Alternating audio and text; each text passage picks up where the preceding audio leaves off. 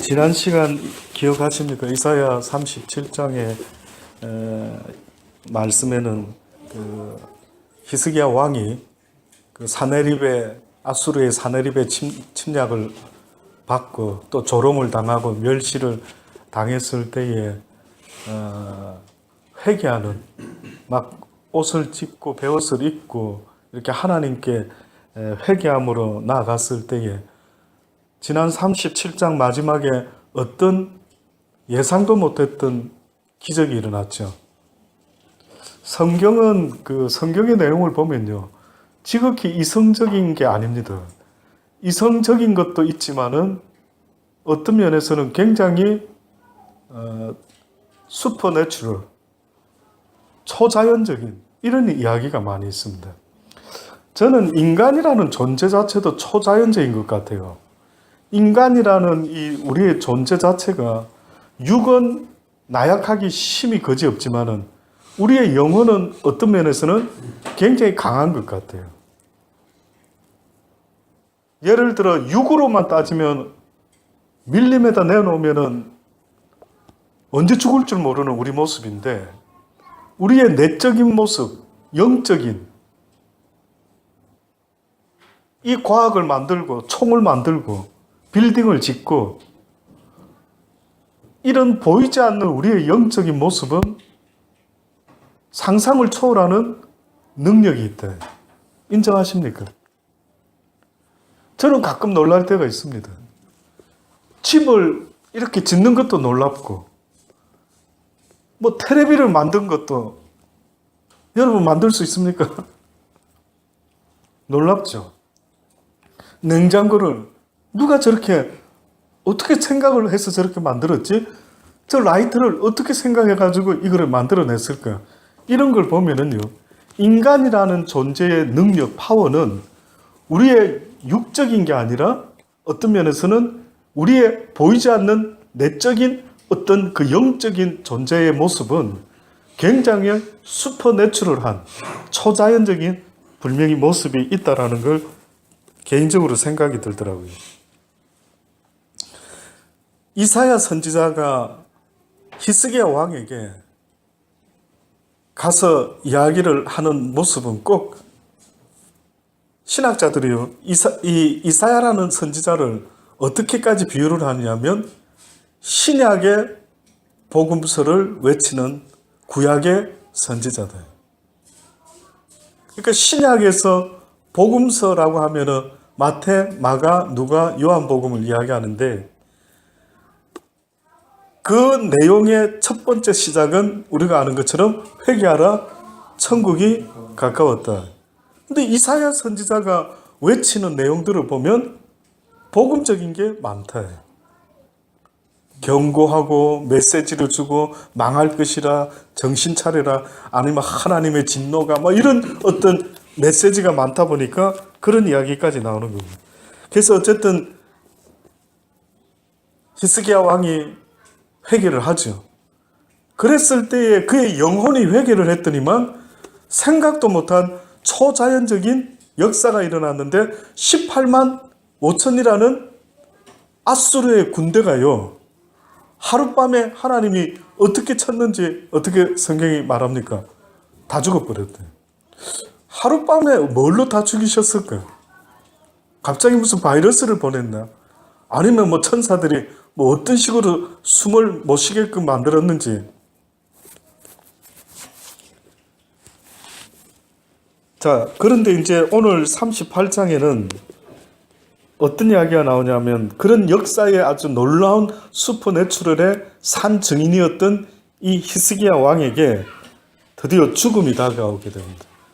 38장 1절에 보니 그 즈음에 히스기야가 병들어 죽게 되니 아모스의 아들 선지자 이사야가 나와 그에게 또 이르되, 여호와께서 이같이 말씀하시기, 너는 내 집에 유언하라. 내가 죽고 살지 못하리라. 죽음을 이제 경고를 했습니다. 히스기야가 이 메시지를 듣고, 꼭 이 메시지 분위기는 저는 회개하라, 천국이 가까웠다, 이런 메시지처럼 들렸는지 히스기야 왕이 어떻게 반응합니까? 얼굴을 벽으로 향하고 여호와께 기도하기 시작한대. 보니까 어떻게 기도를 하는가 보니 가로되 여호와여 구하오니 내가 주의 앞에서 진실과 전심으로 향하며 주의 목전에서 선하게 행한 것을 추억하옵소서 하고 심히 통곡했다.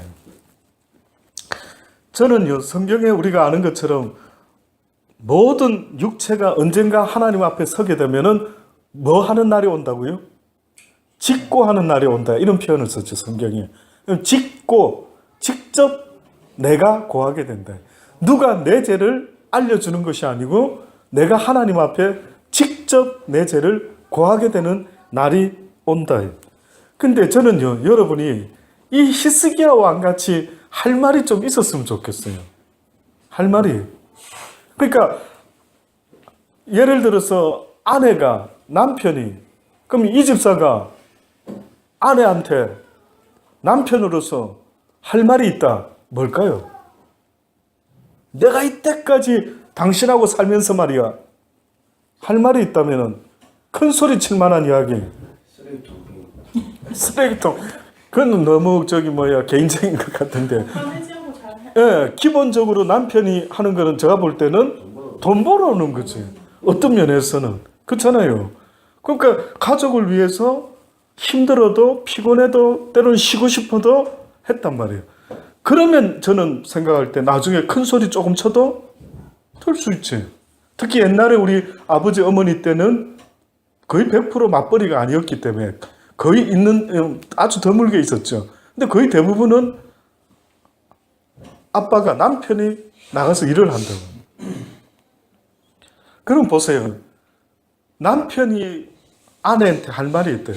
내가 살면서 은퇴할 때까지 일을 하지 않았느냐.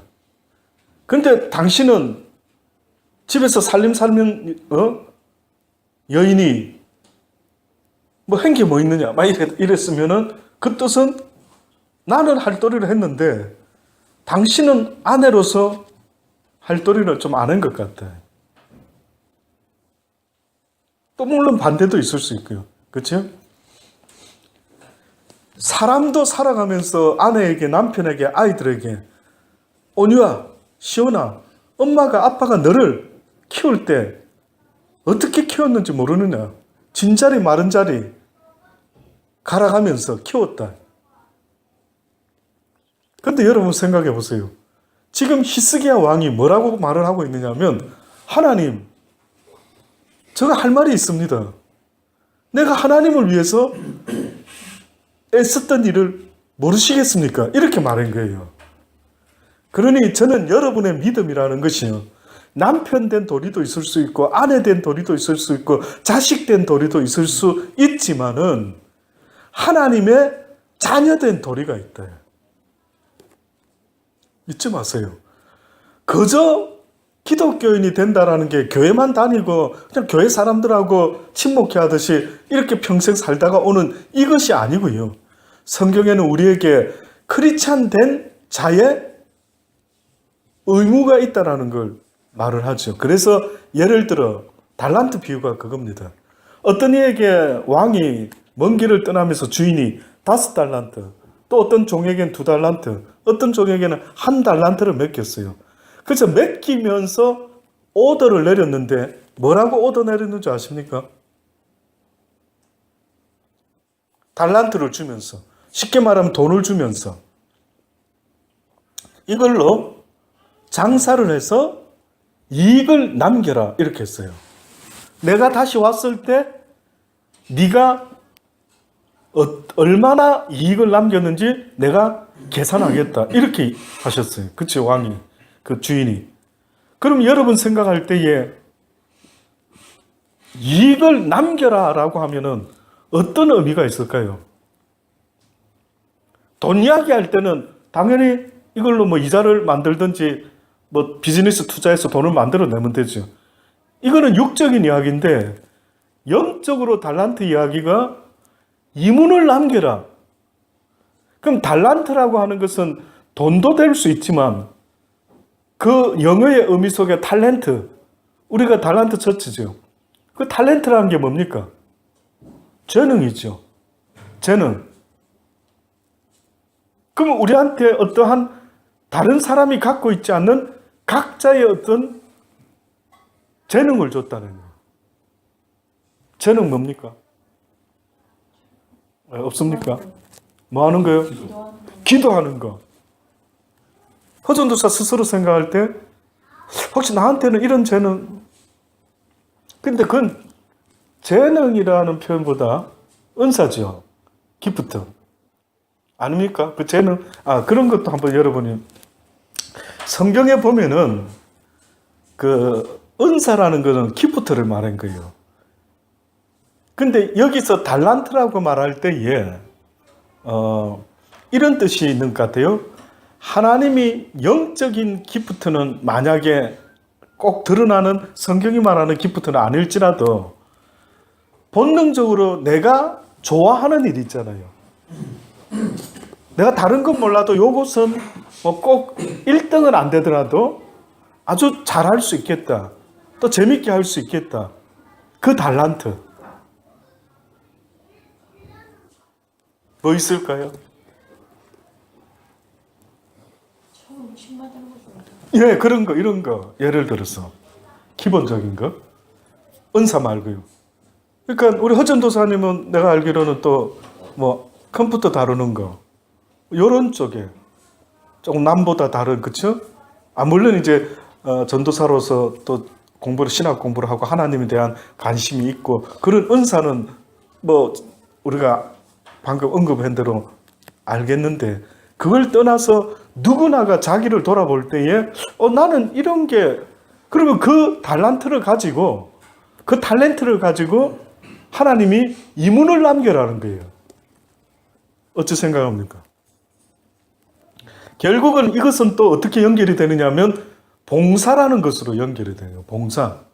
그러니까 달란트를 가지고 이익을 남겨라라고 하는 것은 어떤 면에서는 그걸 가지고 사랑의 비즈니스를 해라는 거예요. 사랑의 비즈니스를 말합니다. 섬기는 비즈니스. 하나님이 우리에게 직분을 주셨는데, 직책을 주셨는데 우리에게 공이 모든 사람에게 똑같은 직책이 있다면 그것은 바로 섬기는 직책이다. 예수님이 뭐라고 말합니까? 내가 이 땅에 온 것은 섬김을 받으러 온 것이 아니라 오히려 섬기러 왔다 그랬죠. 그러면 섬기러 왔다라고 할 때에 그 섬기는 이유가 뭡니까? 물어보면 왜 섬기러 왔어요? 섬김을 받으실 만한 분이, 그럼 성경에 쓰여 있어요. 왜 섬기러 왔다 했죠? 응? 사랑하십니까? 하나님이 세상을 이처럼 사랑하사 누구를 보냈다고요? 독생자 예수를 보냈대. 예수가 이 땅에 온 것은 하나님의 사랑 때문에 왔는데, 그분은 스스로 뭐라고 말을 하느냐 하면은 나는 섬김을 받으러 온 것이 아니라 섬기러 왔다라고 말하는 거예요. 그러면 여러분이 잘 생각해 보셔야 되는 게, 내가 누구를 사랑한다라는 것은 곧 그의 종이 되는 거예요. 내가 하나님을 사랑한다라는 것은 곧 하나님의 종이 되는 거죠. 그래서 하나님 사랑하는 여인들이 발을 씻기고 막 기름을 바르고 머리털로 발을 닦고 하지 않습니까? 그러니 많은 사람들이 이 사단이가 어떻게 보면 속여놓은 것 중에 하나가, 사랑하면은 내 좋아하는 것을 하는 걸 사랑이라고, 이렇게 달콤한 것을 사랑으로, 초콜릿이 사랑으로 이렇게 말을 해놓은 거예요. 성경은 사랑은 나를 위하는 게 아니고 하나님과 이웃을 위하는 것이 곧 사랑이 돼요.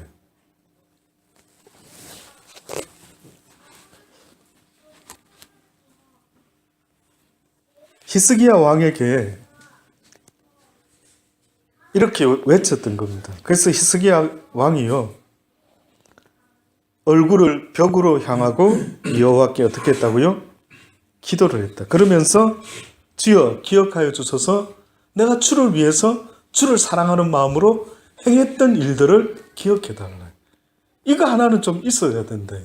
그러니까 내 좋아서 한 거 말고요, 나를 위해서 한 거는 그 사랑이 아니라고 지금 말하지 않습니까? 성경은. 그러니까 나를 위해서 한 거 말고, 나는 하기 싫은데, 나는 쉬고 싶은데, 나는 아까운데 내 돈이, 근데도 불구하고 주님 때문에 행했던 것, 이걸 지금 히스기야 왕은 추억해 주소서, 기억해 주소서. 아버지, 내가 그때 나를 위해서 한 게 아니고 아버지를 위해서 내가 그렇게 했던 적이 있었던 것을 추억하옵시고 기억해 주소서 하고 심히 어떻게 했다고요? 통곡했다. 이에 여호와의 말씀이 이사야에게 임하여 가라사대 너는 가서 히스기야에게 이르라. 내 조상 다윗의 하나님 여호와께서 이같이 말씀하시기를 내가 내 기도를 들었고 내 눈물을 보았노니 내가 수 안에 15년을 더하고. 저는 이 말씀에 참 의미심장한 것 같아요. 여기서 하나님이 히스기야의 모습을 보았다라고 했죠. 그 보았는데 하나님의 표현으로는 내 기도를 들었고 그 다음 뭘 보았다고요? 내 눈물을 보았대. 눈물의 기도를 이제 보고 들은 거죠. 그럼 하나님께서는 이 히스기야의 눈물의 기도를 어떻게 보신 겁니까? 진정 하나님께 간구하는 기도자의 모습. 그러니까 히스기야의 진정이 하나님께 전달이 된 것 같아요. 기도는 이런 것입니다. 기도는 이런 것이다. 기도는 내 진정이 전달이 되는 것이 되어야 되는데 그 가운데 저는 눈물이라는 것이 왜 사람에게 눈물 나오는지 아십니까? 눈물의 성분이 또 뭔지 아십니까? 예? 예, 연한 소금물이랍니다. 1년에 눈물 흘리는 걸 보통 사람 다 받아 놓으면은 양이 어느 정도 되는지 혹시 아십니까?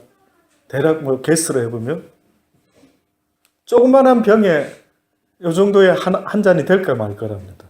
예, 만약에 물론 드라마 보고 눈물 많이 흘리는 분들은 좀 더 병이 차일 수 있겠지만은 그러나 보통 눈물을 1년에 흘린다면 요 정도 병에 어떤 과학자 말로는 한 병 정도 될까 말까.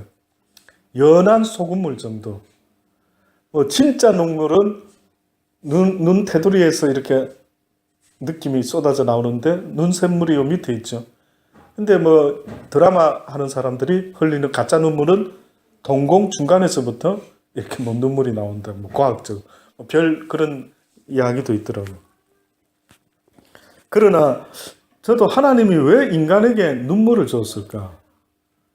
물론 먼지가 들어와서 깜빡깜빡해서 눈물이 나서 세척을 하죠. 근데 그럴 때만 눈물이 나면 되잖아요. 근데 여러분은 눈에 들어갔을 때만 눈물이 나는 게 아니라 하품할 때만 눈물이 나는 게 아니라 어느 때 눈물도 납니까? 슬플 때, 기쁠 때 때로는, 애통할 때, 아플 때. 네, 맞아요. 근데 지금 이 히스기야의 기도에서 느껴지는 거는요, 그 영혼의 진정성이 그의 눈물을 흘리게 한다. 놀라운 것 같아요. 다윗도 이런 기도를 했죠.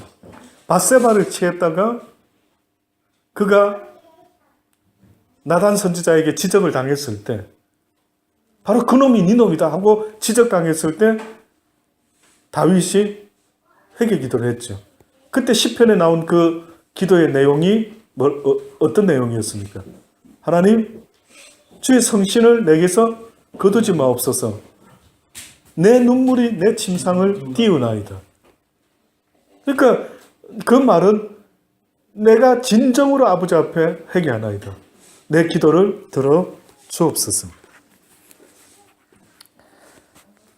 결국 그 기도가 하나님께 상달이 되었습니다. 그래서 결국 히스기야가요, 놀라운 하나님의 기적을 경험하게 되는데, 뭐라고 하셨냐면은, 몇 년을 더 산다라고 했는데, 몇 년을 더 살죠? 15년. 그러면 요때 히스기야가 지금 이 상황일 때가 몇 살 때였죠? 죽게 되었다. 내 중년에 이렇게 지금 죽게 되었구나. 히스기야가 지금 죽음을 조금만 더 썼어야 되는데 마흔 굉장히 비슷했어요. 49살이었답니다.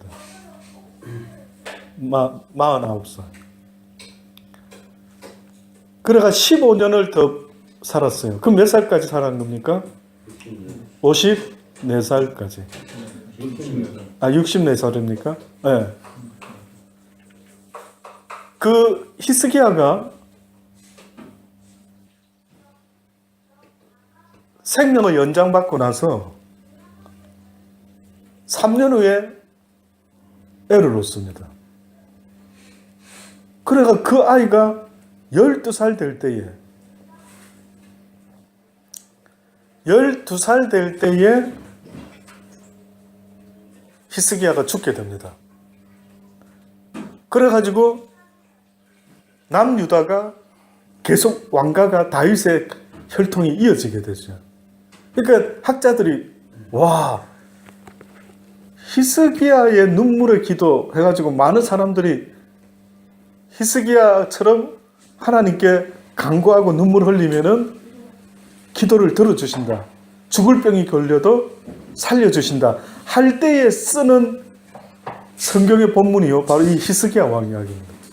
그래서 많은 목사님들이 병원에 신방했을 때 이 히스기야의 이 이야기를 하는 경우가 많다는 겁니다. 근데 실제로는 그런 의미보다도요, 하나님의 섭리가 있는 것 같아요.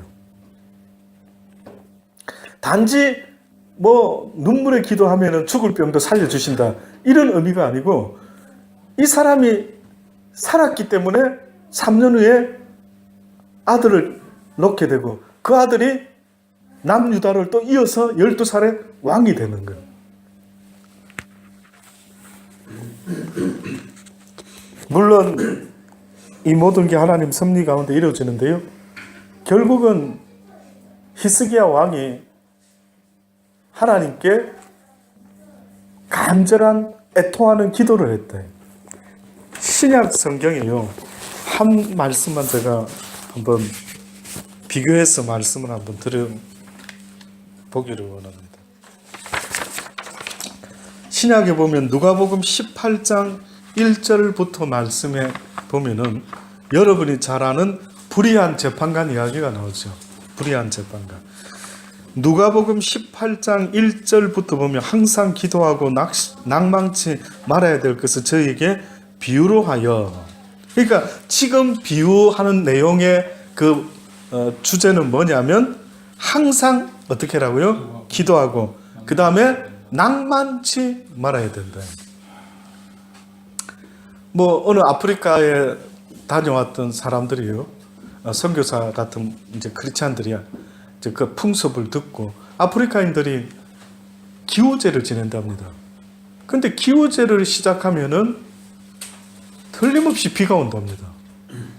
그래서 이제 그 어떤 선교사가 와, 하나님만 응답하는 줄 알았더니만 저 아프리카 사람들도, 미개한 사람들도 어떻게 기후제를 지내는데 비가 올 수 있지? 어떻게 생각하세요?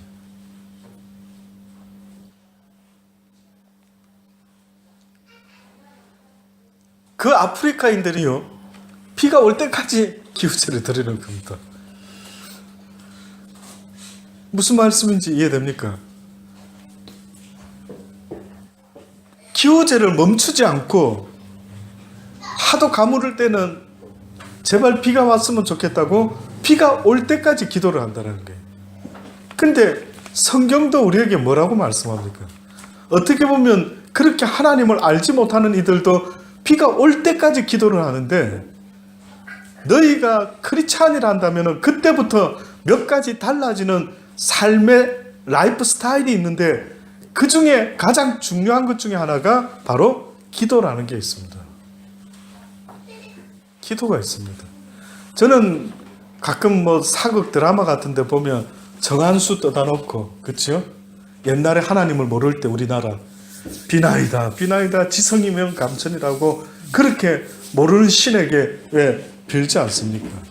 그러니까 우리가 흔히 그 당시 때에도 아주 지성이 참 정말 아주 감동적인 이런 삶을 사는 사람들의 모습에 보면 기도하는 자의 모습이 있었대요. 기도하는 자의 모습. 이것이 바로 어떻게 보면 하나님이 크리스찬이 가장 인격과 인품이 변화되어가는, 자라가는 이 모습은 어떤 면에서는 말씀과 기도로 변화되어 간다. 그래서 그 예를 들어보면 누가복음 18장에 항상 기도하고 낭만치 말아라. 어떤 기도의 응답이 안 오는 것 같아서 실망하고 좌절하지 말고 어떻게 하라고요? 낭만치 말고 계속해서 기도하는 것을 멈추지 말아야 될 것을 비유로 설명하는데, 하필이면 어떤 비유로 설명하셨느냐면은 어떤 도시에 하나님을 두려워하지 아니하는 그러한 한 재판관이 살고 있었는데, 또 그 도시에 한 과부가 살고 있었대. 근데 그 과부가 이 재판관에게 어떠한 간절함을 가지고 간구하는데, 보니까 그 내용이 뭡니까? 내 원수에 대한 나의 원한을 풀어주소서, 이렇게 간구합니다. 그러면 이 간구, 이 비유를 지금 예수님이 들고 계신데, 이 비유는 좋은 비유일까요? 좋지 않는 비유일까요? 좋지는 않는 비유입니다. 그럼에도 불구하고 뭐 하나를 지금 잘했다 칭찬하시고 싶어가지고, 그쵸? 그래서 이제 하시는 것 같은데, 보니까 재판장을 찾아가는 내용이 뭐냐면은 내 원수에 대한 나의 원한을 풀어달라. 의로운 재판관 같으면 어떻게 한다고요? 풀어주겠죠. 근데 이 재판관은 보니까 의로운 재판관이 아니었습니다. 이 사람은 하나님을 두려워하지 않는 재판관이었어요. 그래서 그가 뭐라고 성경에 그에 대한 설명이 나옵니까? 내가 하나님을 두려워 아니하고 사람을 무시한다. 그런데 이 교만한 재판관이 뭐라고 말합니까? 이 과부가 나를 번거롭게 하니 내가 그 원한을 풀어주리라. 그러니까 이 비유가 뭐가 좀 그치요? 비유가 좋은 비유가 아닌 겁니다. 설정이. 재판관도 불의한 재판관이고 하나님을 두려워하지 아니하고 사람을 무시하는, 그러니까 자기한테 이익이 되지 않는 이러한 사람이 와가지고, 과부가 와가지고 원수를 갚아달라. 절대 들어줄 수가 없다. 근데 들어줬다. 왜? 왜 들어줬죠? 예, 나를 번거롭게 한다. 귀찮게 한다. 이래서 들어줬답니다. 그러면서 성경에 이제 결론적으로 뭐라고 말씀합니까? 주께서 가라사대 불의한 재판관의 말한 것을 들으라. 그가 나를 과부가 번거롭게 하니 내가 그 원한을 풀어주리라 한 이 말을 기억하라. 하물며 하나님께서 그 밤낮 부르짖는 택하신 자들의 원한을 풀어주지 아니하시겠느냐. 저희에게 오래 참으시겠느냐. 자, 여기까지입니다. 그러면은 여기 보니까 하물며 하나님께서 그 밤낮 부르짖는 택하신 자들의 원한 뭘까요? 신학도가 두 분이나 있습니다. 한 분은 마스터를 하고 있고 한 분은 배철러를 하고 있죠. 어떻게 잘 배우고 있는지 신학교에서. 안 배웠어요. 아, 요 파트는 아직 안 배웠습니까? 한번 게스를 해보세요. 택하신 자들의 원한을 풀어주지 않겠느냐. 그러면 기독교인들이, 하나님의 택한 백성이 무슨 원수가 있다 이 말인가요? 뭐 원한 지는 게, 그치요? 어떤 억울함이 있다 이건데. 핍박과 억울함을 당할 텐데 네. 그것을 직접 하려고 하지 말고 하나님께 아뢰면 신원해 주신다는 말씀이라고. 예, 예. 그러니까 그러면 기독교인의 택한 백성의 원한, 억울함, 힘듦, 그건 뭘까요?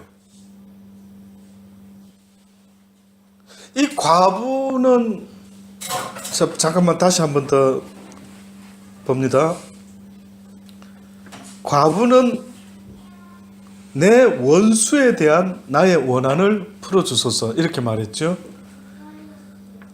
그러면 여기 지금 하나님의 택하신 자들의 원수에 대한 나의 원한을 풀어주소서, 이래 해도 되겠죠. 일단은 그러면 도대체 저와 여러분에게 원수가 있다라는 겁니다. 그 원수가 우리에게 납득할 수 없는 상황들을 만들어낸대. 너무 억울한. 성경에는 원수까지라도 어떻게 합니까? 사랑하라 그러죠.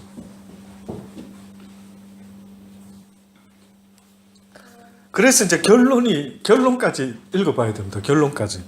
결론에 뭐라고 나왔느냐면, 내가 너에게 이르노니 속히 그 원한을 풀어주리라. 그러나 인자가 올 때에 세상에서 믿음을 보겠느냐, 이렇게 이야기를 한 겁니다. 다시 말하면은 크리스찬의 억울함도, 애매히 고통당하는 것도 하나님이 간구하는 자에게 어떻게 하겠다고요? 갚아주겠다, 풀어주겠다.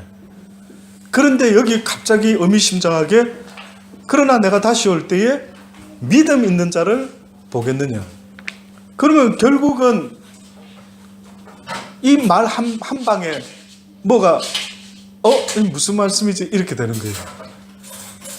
결국은 믿음의 기도라는 것은 원수 갚아달라고 하는 기도와는 다르다. 그러면 예를 들어서 예수님이 우리에게 기도의 본을 보여주셨는데 뭐라고 보여주시냐면, 우리에게 죄지은 자들을 어떻게 해달라고? 사하여 달라고, 용서하여 달라고, 원한을 풀어달라고, 이렇게 하는 기도는 궁극적으로는 그건 아니죠. 근데 택한 백성의 원수의 원한이라 한다면 택한 자에게 원수는 누굴 거예요? 사단이에요. 그래서 예수님이 나는 하나님께 속하였고 이 세상은 사단에게 속하여 있대. 결국 저와 여러분은요, 사단이 속한 세상을 살아가는데 꼭 어떤 상황이냐면, 배가 바다 위에서 이렇게 떠지요. 배 안으로 물이 들어옵니까? 안 들어옵니까? 안 들어오죠. 그 풍랑이 치고 막 어두운 밤에 배가 만약에 떠 있다. 막 풍랑이 칠 때 무섭기도 하고 막 파도가 넘쳐서 배에 물이 많이 들어오면 어떻게 하지? 걱정도 되죠. 그런데 배 안에 있으면 안전하다. 그와 마찬가지로 성경이 우리에게 말씀하는 것은, 나는 하늘에 속한 자지만 이 세상은 사단에게 속해 있다. 그러니 이 가운데 너희들은 누구에게 속해라고요? 예수 그리스도에게, 나에게 속한 자가 되라. 내가 곧 너희들을 지켜주고 보호할 수 있는 그러한 산성이 되고 반석이 되고 피난처가 될 수가 있다라고. 그러니까 여러분과 저가요, 하나님 안에 있지 못하면 살아가기가 심히 어렵다. 와닿지 않나요? 와닿지 않습니까? 하나님이 지키시지 않으면요, 그의 천사들이, 나의 보디가드들이, 가디언 천사들이 나를 지켜 보호하지 않으면 하루도 살아가기가 심히 어렵다. 이 땅에서. 왜? 우리의 세상이 아니기 때문에. 그래서 이 악한 자에 속한 이 세상에서 산다라는 것은 사단이가 두루 돌아다니며 삼킬 만한 자를 삼키겠다라고 하는 것처럼 이 땅에서의 삶은요, 하나님의 도우심 없이는 살아갈 수 없는 삶이라는 걸 계속해서 이야기를 하는 겁니다.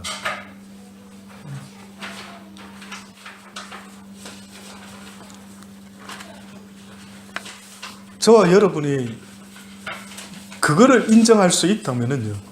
제가 언젠가 한번 우리 가영 집사님도 여기 있지만 제가 한때 막 하나님께 영적인 것을 배울 때에 은혜라는 게 뭔지 몰랐어요. 은혜라는 게. 그래서 나는 하나님이 나한테는 은혜를 별로 안 주시는 것 같다. 그러니까 이게 되어지는 게 막 교회가 크게 부흥하고 막 아주 복음을 막 힘있게 전하고 뭐 이런 저의 생각 속에 비교를 해보니까 너무나 아닌 거예요. 그래서 하나님의 은혜가 왜 나에게는 이렇게 약하지? 이런 생각을 했던 적도 있었어요. 근데 어느 날 그분의 은혜를 이렇게 거두어 가셨을 때 어떤 경험을 시켜주시는데 제가 언젠가 한번 이야기한 것 같아요. 하나님의 은혜가 나에게서 떠나갔을 때 갑자기 무슨 생각이 쑥 들어오는데 무슨 생각이 들어오냐면 온통 세상이 절망스러운 거예요. 죽고 싶은 것밖에는 답이 없는 거예요. 나중에 깨달음을 주시는데 정말 은혜 받은 자의 모습은 아무리 세상에 힘들고 어렵고 고난이 있을지라도 나에게 나와 기도하는 그 영혼들, 그들은 은혜 받은 증거들. 한번 잘 생각해 보세요. 어떤 힘들고 어려운 일이 있을지라도 기도를 할 수만 있다면 그 증거는 하나님께 은혜 받은 증거라고 그렇게 말씀을 하는 겁니다. 그래서 여러분, 정말 오늘 하루도 이렇게 무사히 사신 거 내 힘과 내 능으로 할 수 없다. 이 세상은 사단에게 속한 세상이다. 보세요. 지금도 수많은 사람들이 무엇이 악하고 무엇이 선한지도 모르고 막 악한 자에 속해서요. 뭐 우울증부터 시작해서 온갖 정신적인 질환을 앓고 마약을 하고 술을 먹고 한번 살아가는 모습이 정상적인지를 보면은 전혀 예상 못한 모습으로 살아가고 있는 겁니다. 이 가운데 정상적으로 살 수 있다는 것, 올바른 생각, 정상적인 생각을 가지고 살 수 있다는 것, 이것은 하나님의 은혜이다. 그래서 가장 복된 정상적인 크리스찬의 모습은 하나님의 말씀과 뭐라고요? 기도다. 이 히스기야 왕도 결국은 어쨌든 하나님 앞에 진정 어린 기도를 했을 때 생명까지도 연장을 받았다. 뿐만 아니라 불의한 재판관에게 이 불의한 과부가 자기 원수가 봐달라고 한 이 모든 이해할 수 없는 이런 상황들이 이루어지는 것도 딱 한 가지 그에게 뭐가 있었냐면 끈질긴 기도가 있었대.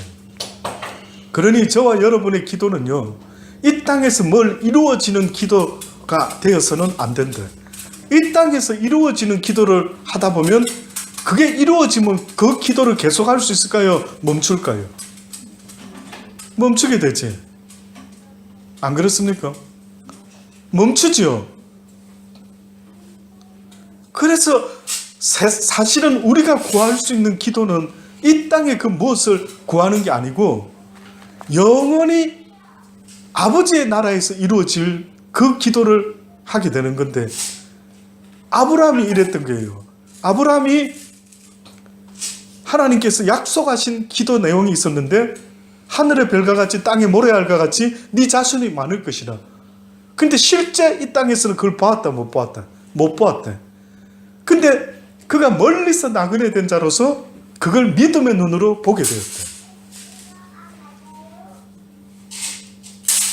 아마 아브라함이 어떻게 보면은 주여 약속하신 말씀이 이루어지기를 원하나이다, 원하나이다, 원하나이다, 원하나이다, 뭐 죽을 때까지 아들 하나 낳아놓고 그 기도했는지 모르죠. 근데 감사하게도 그는 죽을 때까지 어떻게 보면 그 기도를 멈추지 아니했다. 그러니까 저는 여러분이 귀한 기도하려면요, 이 땅의 것을 구하는 기도 말고요, 주여 당신의 나라 임하실 때 나를 기억하여 주옵소서.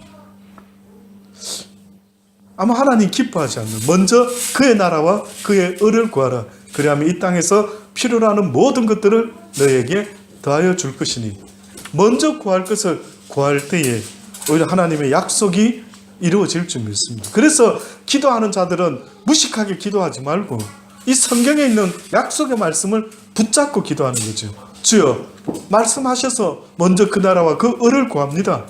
나머지 것은 주님이 더해주라고 더해준다고 약속했으니 그 약속이 이루어지기를 원합니다. 이 기도가 저와 여러분의 기도가 되기 바라고요. 바로 이 히스기야의 기도가 하나님께 상달된 덕분에 그는 15년을 더 그래서 그 기적을 보여주는데 아하스의 일용표 해시계가 어떻게 됐다고요? 10도나 뒤로 물러갔대. 성경에는 시간과 관계되는 이적이 나오는데 이때 이런 10도 물러가는 이적이 나오고 또 여호수아가 전쟁할 때에 여호수아 10장에 보면은요 12절로 보면 여호와께서 아모리 사람을 이스라엘 자손에게 붙이시던 날에 여호수아가 여호와께 구하여 이스라엘 목전에서 가르되 태양아 너는 기브온 위에 머물라 달아 너도 아얄론 골짜기에 그리할지어다 하매 태양이 머물고 달이 그치기를 백성이 그 대적에게 원수를 갚도록 하였다. 이것이 야살의 책에 기록되기를 태양이 중천에 머물러서 거의 종일토록 속히 내려가지 아니하였다 하지 아니하였느냐. 여호와께서 사람의 목소리를 들으신 이 같은 날은 전에도 없었고 후에도 없었나니 이는 여호와께서 이스라엘을 위하여 싸우셨습니다. 근데 나중에 후에는 히스기야 왕 때 이런 또 희한한 일이 벌어졌죠. 그래서 어떤 사람이요 성경을 근거로 해서 지구의 나이를 계산하는데 뭔가 좀 빠진답니다. 나이가 그러니까 지구의 시간이 몇 시간이 빈대요. 저는 그때 와닿더라고요. 이분이 제대로 조사한 것 같아. 네, 성경에 보면은 이때 그 다음에 히스기야 왕 때 시간과 관계되는 이적이 일어나죠. 아무쪼록 이러한 놀라운 일이요 히스기야에게 있었던 것처럼 저와 여러분의 삶 가운데도 있어지기를 간절히 주의 이름으로 축원합니다. 네, 기도하시겠습니다.